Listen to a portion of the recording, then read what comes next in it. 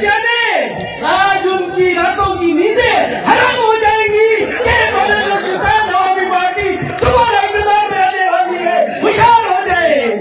पार्टियों में सिलसिला मच गया कि बाप पार्टी दोबारा आएगी। होने पर मुबारकबाद देता हूँ।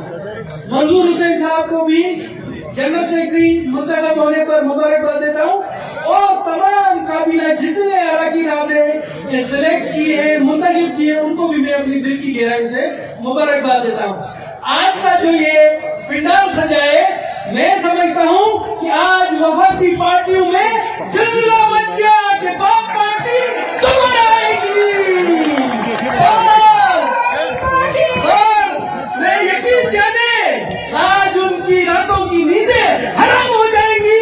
ये बलूचिस्तान आवामी पार्टी दोबारा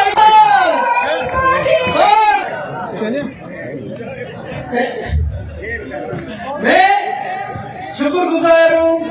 हमारे सीनियर साथी फिजा साहब भी मौजूद है, तमाम लोगों का मैं फर्दन नाम नहीं, हमारे बुजुर्ग रहमा जमाली साहब भी मौजूद है।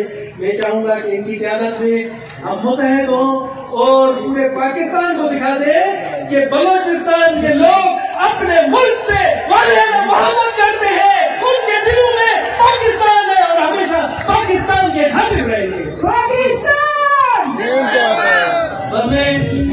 बहुत बहुत शुक्रिया कि आप तमाम कार्यक्रम आए, हमें इज्जत बख्शी और कभी भी हमारे दरवाजे तमाम लोगों के लिए खुले। बहुत बहुत शुक्रिया नरेश कुमार साहब, बहुत आला मिसाल बलूचिस्तान अवामी पार्टी की।